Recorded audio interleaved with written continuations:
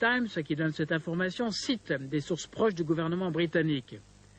Saddam Hussein aurait fourni à l'Algérie également des scientifiques pour travailler sur un réacteur pouvant produire tous les 3 ans 2 bombes de taille de celle qui a ravagé Nagasaki.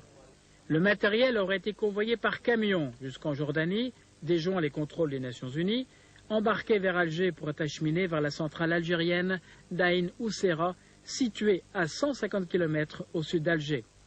Toujours selon le Sunday Times, le réacteur algérien de construction chinoise pourrait commencer sa production l'an prochain.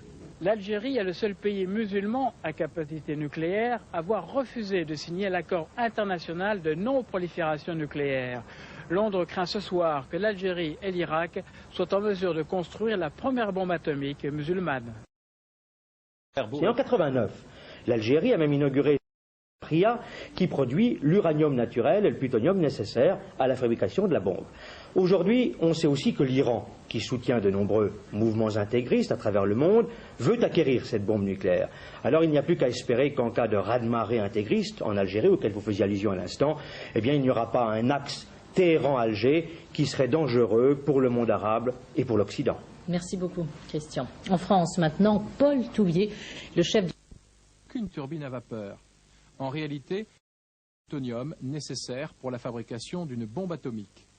Le président américain a récemment accusé la Chine de fournir de la technologie sensible, notamment à l'Algérie. Depuis 2 ans, des centaines d'experts chinois en route pour Alger ont transité par Paris.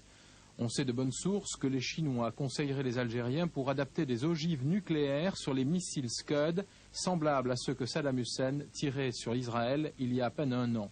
L'avis d'un expert. Chacun est au courant de l'existence d'une centrale nucléaire construite par les Chinois. Il n'y a plus de secret là-dessus.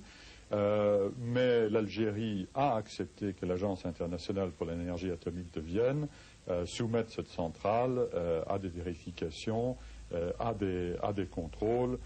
Donc cette affaire-là n'est peut-être pas trop dangereuse.